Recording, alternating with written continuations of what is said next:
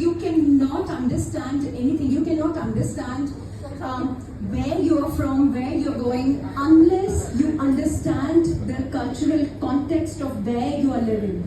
Right, and fashion and films, they actually give you a fantastic idea. There is a beautiful series on Apple TV right now called The New Look. It is about how the house of Chanel and how the house of Dior actually changed how they survived in the Second World War. Some of them collaborated with the Nazis and some of them held their own.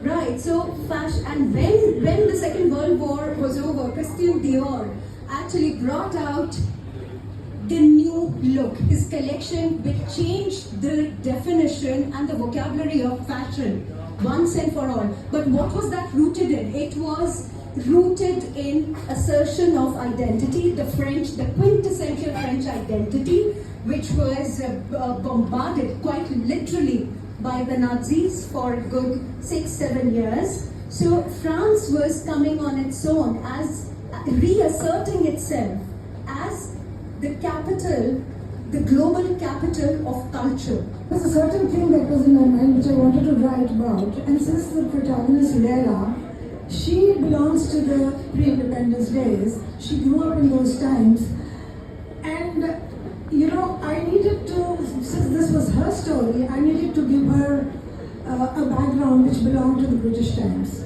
And for that, I had to do a lot of research.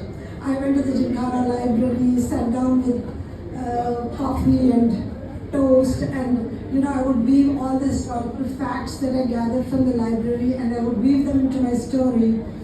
And it just didn't stop there. This whole thing was so tantalizing.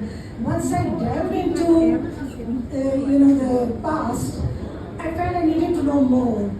And I even went to the extent of going to Qutub,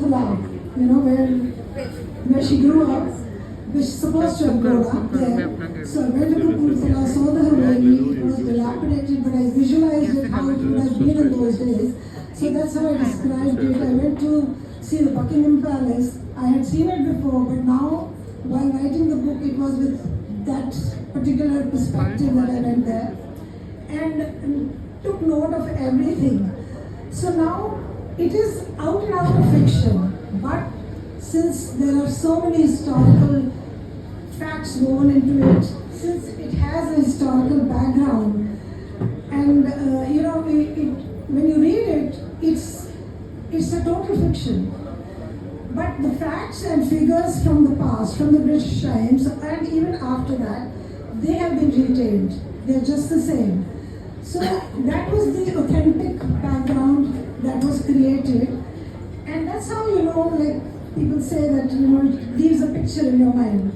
So, and because the fiction has a lot of history in it, not history exactly, just facts over there.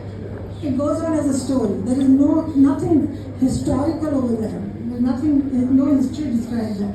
So that is why it came into the category of historical fiction. Right. But I didn't intend to write historical fiction, but I'm so happy that it turned out like this. Because it gave it a very authentic kind of background. And a very unique. I loved doing it. I loved delving more and more into Lena's character, her story. So uska character had to be made very authentic. Yes. So she made it like that. And I'm sure your training in psychology came in very handy. Very handy.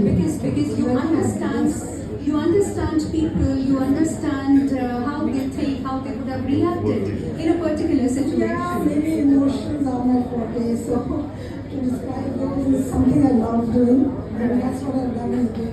This is a slow-paced book.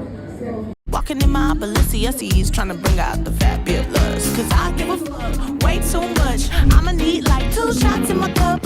Wanna get up, wanna get down. That's how I feel right now. I look at you and it's easy to see. You are that someone I've been trying to meet. I got your number, won't you pick up the phone? Don't leave me hanging on the dial tone. Think back to the night that we met.